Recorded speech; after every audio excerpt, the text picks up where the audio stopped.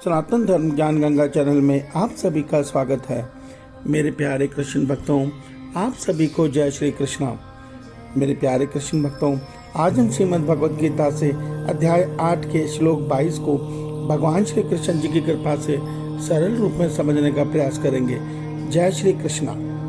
मेरे प्यारे कृष्ण भक्तों, श्रीमद् भगवद गीता के अध्याय 8 के श्लोक 22 में भगवान श्री कृष्ण जी अर्जुन के माध्यम से हम सब मनुष्यों को यह सत्य बता रहे हैं कि हे पार्थ, जिस परमात्मा के अंतर्गत सर्वभूत हैं और जिस सच्चिदानंद घन परमात्मा से यह समस्त जगत परिपूर्ण है, वह परमात्मा केवल भक्ति से ही प्राप्त करने योग्य है।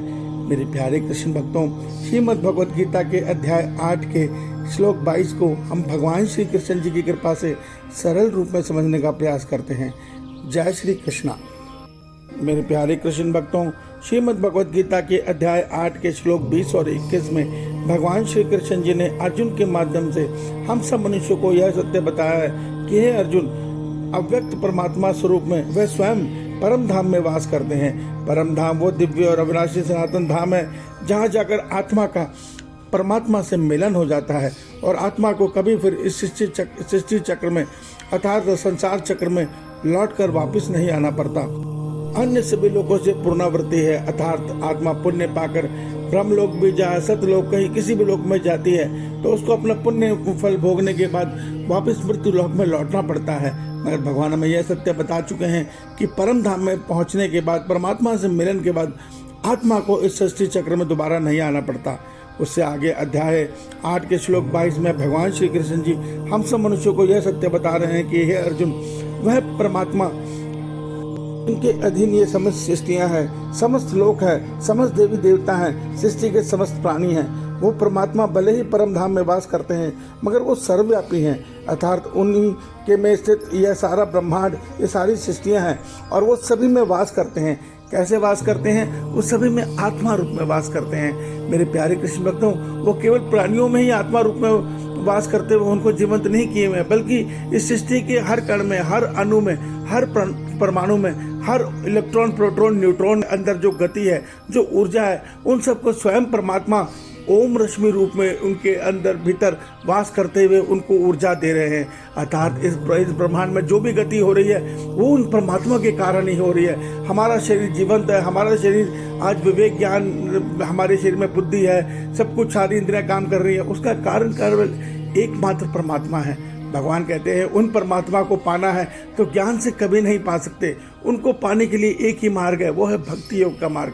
अब हम आज संसार में ये मिथ है, हम ज्ञान को क्यों जाने, हमें तो भक्ति मार्ग से परमात्मा को पाना है और हम भक्ति करते भी हैं। मगर मेरे प्यारे कृष्ण भक्तों, यहाँ गीता के इस रहस्य को समझो। भगवान श्री कृष्ण जी हमें भक्ति योग के विषय में बता रहे हैं। भक्ति वो होती है जो मीरा की थी, भक्ति वो होती है जो बिल्ली की थी, भक्ति वो होती है जो नानक देव जी की थी। जिस भक्ति में संसार का तिनका मात्र भी चाहत नहीं होती, उस भक्ति में एक ही चाहत होती है, हे ईश्वर तुम मेरे हो, मैं तुम्हारा हूँ। उस भक्ति में एक ही इच्छा होती है कि मुझे अपने ईश्वर के श्री चरणों में रहना है, मुझे अपने ईश्वर को पाना है, मुझे अपने ईश्वर में लीन होना है। इसके अतिरिक्त उस भक्ति में कोई चाह नहीं होती। हम भी भक्ति कर रहे हैं मगर हमारी भक्ति में संसार की चाह छुपी पड़ी है। हमारी हर भक्ति में, हमारे हर व्रत में, हमारी हर तपस्या में एक ही चाहत होती है, हे ईश्वर मैं तुम्हारा भक्त हूँ, मैं और मेरा परिवार सदैव संपन्न रहे, सुखी रहे, हम पे कोई विपदा आपदा ना आए। अर्थात हम भगवान की भक्ति करते तो हैं मगर सकाम भक्ति करते हैं। मगर यहाँ जिस भक्ति की बात हो रही है, उस भक्ति की अवस्था तक पहुँचने के लिए ही भगवान ने हमें 2 मार्ग बताए हैं। पहला है ज्ञान योग का मार्ग, पहला है कर्म योग का मार्ग, दूसरा है ज्ञान योग का मार्ग।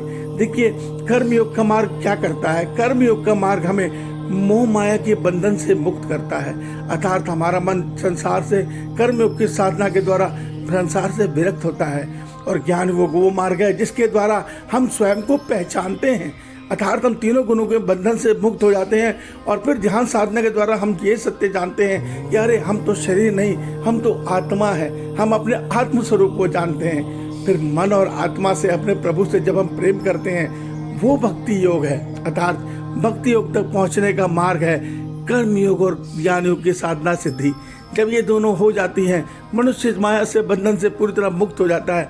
वो मुक्त मनुष्य अपने मन और आत्मा से जब परमात्मा को प्रेम पूर्वक पुकारता है, तब परमात्मा के परम धाम का मार्ग हमारे लिए खुल जाता है और हम अपने ब्रह्म रंग से अपने प्राणों को त्याग कर सीधा परम धाम में अपने परमात्मा तक पहुंचकर उनसे मिलन करने के अधिकारी बनते हैं। यही सत्य भगवान श्री कृष्ण जी हमें बता रहे हैं। इस सत्य को समझिए। अगर हमें भगवान को पाना है तो हमें कर्म योग और ज्ञान योग के मार्ग को सिद्ध करके मीरा माँ वाली, सूरदास जी वाली, नानक देव जी वाली भक्ति को पाना ही होगा।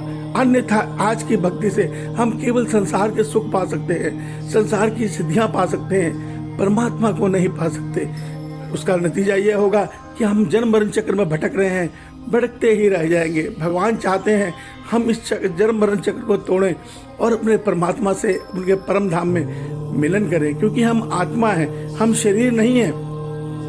आत्मा का घर परम धाम है, ये मृत्यु लोक नहीं है। इस सत्य को भगवान हमें बार बार समझा रहे हैं। इस सत्य को समझिए। ईश्वर आप सबका कल्याण करे।